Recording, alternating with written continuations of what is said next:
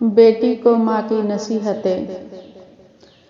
پہلی نصیحت، میری پیاری بیٹی، میری آنکھوں کی ٹھنڈک، شوہر کے گھر جا کر قناعت والی زندگی گزارنے کا اہتمام کرنا۔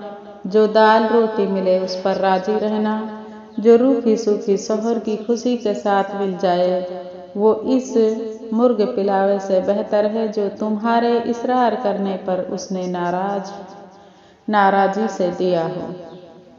دوسری نصیحت، میری پیاری بیٹی، اس بات کا خیال رکھنا کہ اپنے شوہر کی بات کو ہمیشہ توجہ سے سننا اور اس کو اہمیت دینا اور ہر حال میں اس کی بات پر عمل کرنے کی کوشش کرنا۔ اس طرح تم ان کے دل میں جگہ بنا لوگی، کیونکہ اصل آدمی نہیں آدمی کا کام پیارا ہوتا ہے۔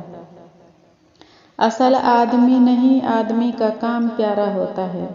تیسری وصیت، میری بیٹی، اپنی زینت و جمال کا ایسا خیال رکھنا کہ جب وہ تمہیں نگاہ بھر کے دیکھے تو اپنے انتخاب پر خوش اور سادگی کے ساتھ جتنی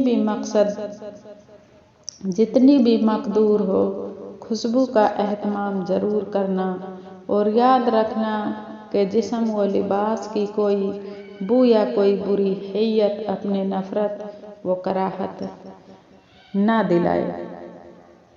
چوتھی نصیحت، میری پیاری بیٹی، اپنے شوہر کی نگاہ میں بھلی معلوم ہونے کے لیے بدن اور کپڑوں کی صفائی کا خاص خیال رکھنا۔ ہمیشہ مسکراتے اور خوشنما چہرے سے استقبال کرنا۔ پانچویں نصیحت، میری پیاری بیٹی، ان کا کھانا وقت سے پہلے اہتمام سے تیار رکھنا، کیونکہ دیر تک برداشت کی جانے والی بھوک بھڑکتے شعلے کی مانند ہوتی ہے۔ اس کے آرام اور نیند پوری کرنے کے اوقات میں سکون کا ماحول بنانا، کیونکہ نیند ادھوری رہ جائے تو طبیعت میں غصہ اور چڑچڑاپن پیدا ہو جاتا ہے۔ چھٹی نصیحت، میری پیاری بیٹی، ان کے گھر اور ان کے مال کی نگرانی کرنا، یعنی ان کی اجازت کے بغیر کوئی گھر میں نہ آئے اور ان کا مال لغویات، نمائش و فیشن میں برباد نہ کرنا، کیونکہ مال کی بہتر نگہداشت حسن انتظام سے ہوتی ہے اور اہل و عیال کی بہتر حفاظت حسن تدبیر ہے۔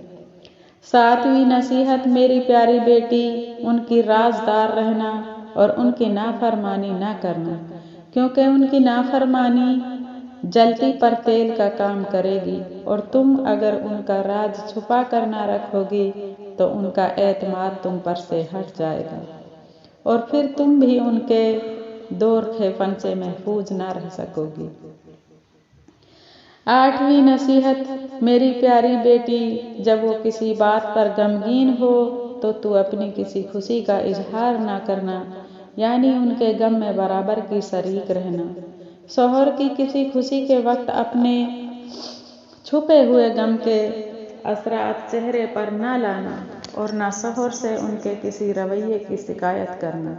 ان کی خوشی میں خوش رہنا، ان کی سیر کو قہر نہ کرنا، ورنہ تم ان کے قلب کو مقدر کرنے والی شمار ہوگی۔ نویں نصیحت، میری پیاری بیٹی، اگر تم ان کی نگاہوں میں قابل تکریم بننا چاہتی ہو تو ان کی عزت اور احترام کا خوب خیال رکھنا اور ان کی مرضیات کے مطابق چلنا۔